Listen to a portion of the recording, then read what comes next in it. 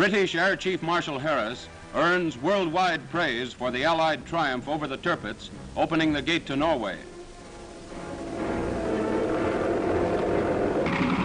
After briefing in the cold November dawn, 29 Lancasters race along the runway.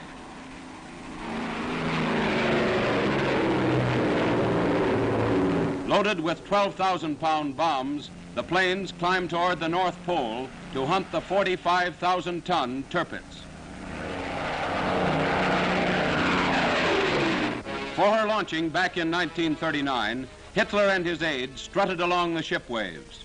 Here was Nazi pomp and Nazi pride bent on war against the world. Like her sister ship, the Bismarck, this mammoth was designed to raid merchant shipping on the seven seas. She was christened by the daughter of the old Admiral Tirpitz. Des Führers und obersten Befehlshabers der Wehrmacht taufe ich dich auf den Namen Tirpitz.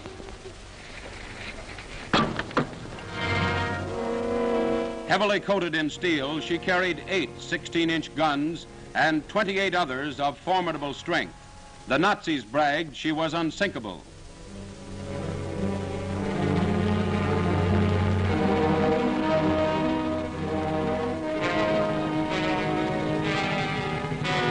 Designed for speed, she could make 30 knots at the least. But in the face of a public challenge to battle, broadcast by the SS Dakota, the famous American warship, the Tirpitz refused the challenge. While the Tirpitz hid in a Norwegian fjord this winter, her guns menaced any Allied offensive either by land or sea. Now, through the clouds above the north coast of Norway, the camera of an Australian Lancaster spots the Tirpitz in the Tromsø fjord. Smoke screens stream around the great battleship, but earthquake bombs drop toward the target and hit. Flak puffs dangerously around the planes.